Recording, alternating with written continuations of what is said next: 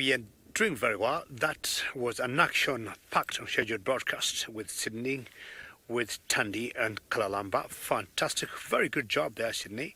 And we're showing you a different cat now in East Africa, in Kenya. And we got one lion there, maybe another lion there. And I'm not sure because of age. The one on the right, if you look carefully, he's much bigger in size, much darker mane, maybe a little bit older, and maybe for that reason a little bit sleepy than the young one. Like human beings, sometimes as we get old, we tend to sleep more. Look at the size of that mane. We have had 3 lions, males, together, these 2 and 1 more that's missing in action at the moment. And we have always called them the triangle boys. This particular one, hopefully, will have a chance to sit still. Look at the panting there. Look at the breathing there.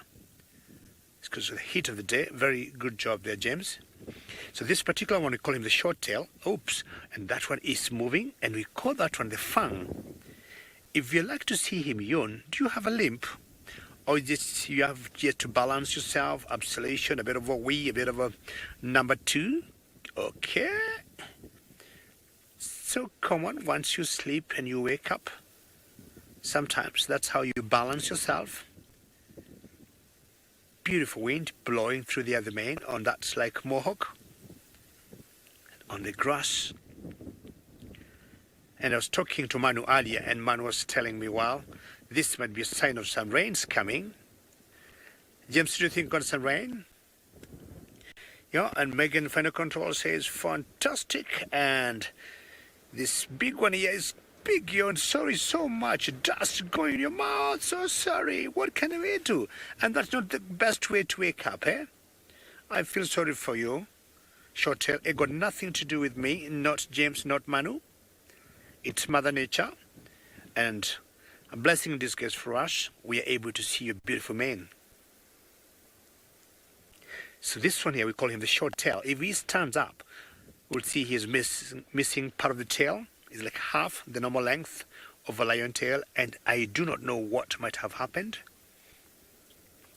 Remember your questions, very important, and that's how we tend to engage and learn about these lions. And as I said earlier, there used to be three of them, and we would call them the triangle boys.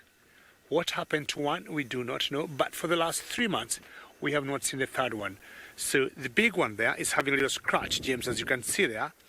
And normally, they'll scratch themselves around the mane because that's the one area you'd expect to have lots of parasites.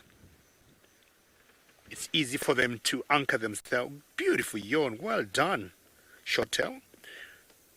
So one of the best things you can do for us is just to stand up and we see your tail. Look at the pose of that guy there. If you meet that lion, he slaps you, chance of survival. Then you're asking, why do we see the lions near the road? That's a very good question. I'll tell you what, just like human beings, lions or cats will want to be in an area that's clear and open and they are able to move. So what would happen? Here they can see around where they are, and occasionally because the road is bare, has no grass, it will be having some warmth in it. But ideally, most animals, most cats, lions, leopards, tend to walk in an open area and they tend to follow a particular path. And just like you, if you're walking somewhere in the bush or in the forest, you want to walk in an area that is pretty straight and open and clear. So that could be one of the reasons for them to be where they are. But when they'll be looking for food, they could be here or they could be in any thickets. So it's facing in one direction. I don't know what he could be looking at. See this one just licking his paws. And I was saying earlier, this is not one cat you want to meet in the middle of the night. And they have said sometimes a slap of a fully grown male lion could be anything like 200 pounds of weight. You'd imagine that on your head, eh? Beautiful mohawk he got, beautiful mane. And the triangle boys have been ruling this area for quite some time.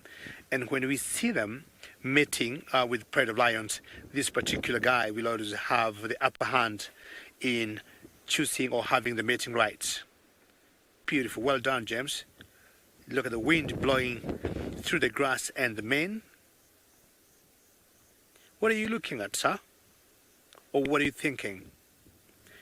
Remember, your questions and comments will always keep us engaged and make us very happy to know that we are all enjoying this together.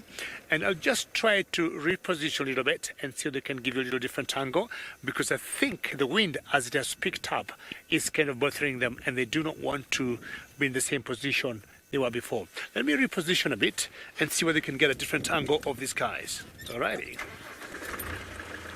James, so let me know when we get a good position. I want to see if we can get side face of that.